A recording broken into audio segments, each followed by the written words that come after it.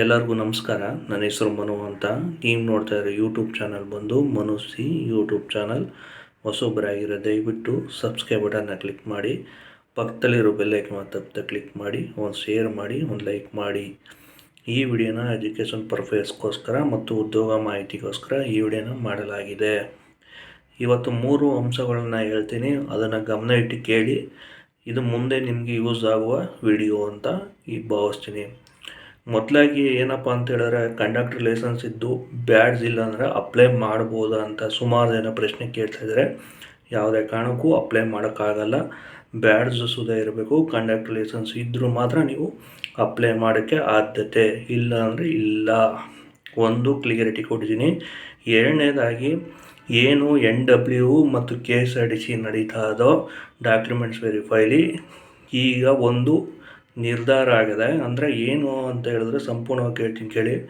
ಮೊದಲು KSRTCದು ಏನು ಡೈಲಿ ಜಾಸ್ತಿ ಜನ ಮಾಡ್ತಾಯಿದ್ದಾರೆ, NW ಬಂದು 10 ಜನ ಡೈಲಿ ಮಾಡ್ತಾಯಿದ್ದಾರೆ. ಮುಂದೆ ನಿಮಗೆ ಡಾಕ್ಯುಮೆಂಟ್ಸ್ ವೆರಿಫೈ ಕಂಪ್ಲೀಟ್ ಆದ ನಂತರ ನಿಮಗೆ ಮುನಿರಾಬಾದಲ್ಲಿ ಏನು ಡ್ರೈವಿಂಗ್ ಟೆಸ್ಟ್ ನಡೀತೋ, ಅಂದರೆ ಡ್ರೈವಿಂಗ್ ಟೆಸ್ಟನ್ನು ಅಲ್ಲೇ ನಡೆಸ್ತಾರೆ.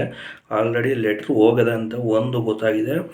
ಮೊದಲು ಇದನ್ನು ಕಂಪ್ಲೀಟ್ ಮಾಡಿ NWನ ಆಮೇಲೆ ಕಂಪ್ಲೀಟ್ ಮಾಡ್ತಾರೆ. ಅದಕ್ಕೋಸ್ಕರ ಅವರು NW ಅವರು 10 ಜನನ ಮಾಡ್ತಾಯಿದ್ದಾರೆ. KSRTC ಅವರು ಇಷ್ಟು ಅಂತ ಲಿಮಿಟಾಗೆ ಮಾಡ್ತಾಯಿದ್ದಾರೆ. ಮೊದಲು ನೀವು ಡಾಕ್ಯುಮೆಂಟ್ಸನ್ನು ಯಾವುದೇ ಜಿಲ್ಲೆಗಳಲ್ಲಿ ನಡೀತಿಲ್ಲ, ಬೆಂಗಳೂರಲ್ಲೇ ಕನ್ಫರ್ಮಾಗಿ ನಡೆಯಬೋದು. ಶಾಂತಿನಗರ ಡಿಪೋ ಏನೈತೆ ಅಲ್ಲೇ ನಡಿಬೋದು ಅಂತ ನಾನು ಅಂತ ಇದ್ದೀನಿ. ಯಾಕೆ ಅಂತೇಳಿದ್ರೆ ಡೈಲಿ ಒಂದೊಂದು ಥರ ಬದಲಾಯಿಸೋಕ್ಕಾಗಲ್ಲ. ಹಂಗಾಗಿ ಯಾವುದೇ ಡಾಕ್ಯುಮೆಂಟ್ಸ್ ವೆರಿಫೈ ಆದರೂ ಶಾಂತಿನಗರದಲ್ಲೇ ಆಯ್ತದೆ ಅಂತ ಒಂದು ಹೇಳ್ತಾಯಿದ್ದೀನಿ.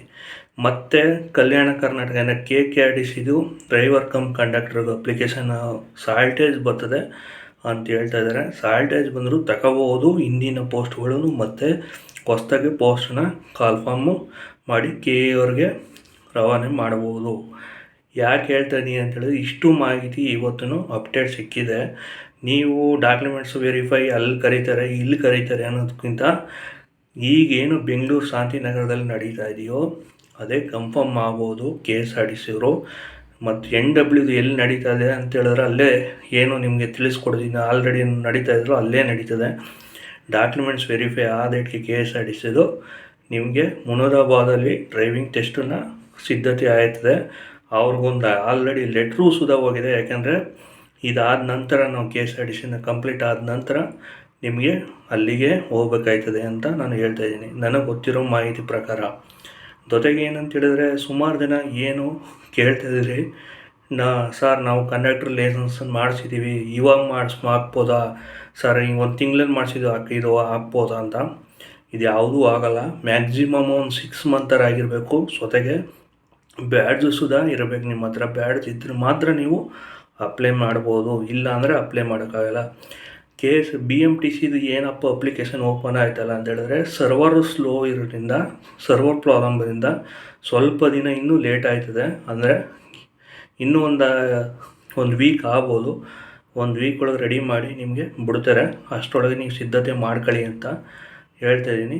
ಧನ್ಯವಾದ. ಜೊತೆಗೆ ಸಬ್ಸ್ಕ್ರೈಬನ್ನು ಮಾಡಿ ಮತ್ತು ಬೆಲ್ಲೈಕನ್ ಮೇಲೆ ತಪ್ಪದೆ ಕ್ಲಿಕ್ ಮಾಡಿ, ಶೇರ್ ಮಾಡಿ. ಎಲ್ಲರಿಗೂ ಧನ್ಯವಾದ.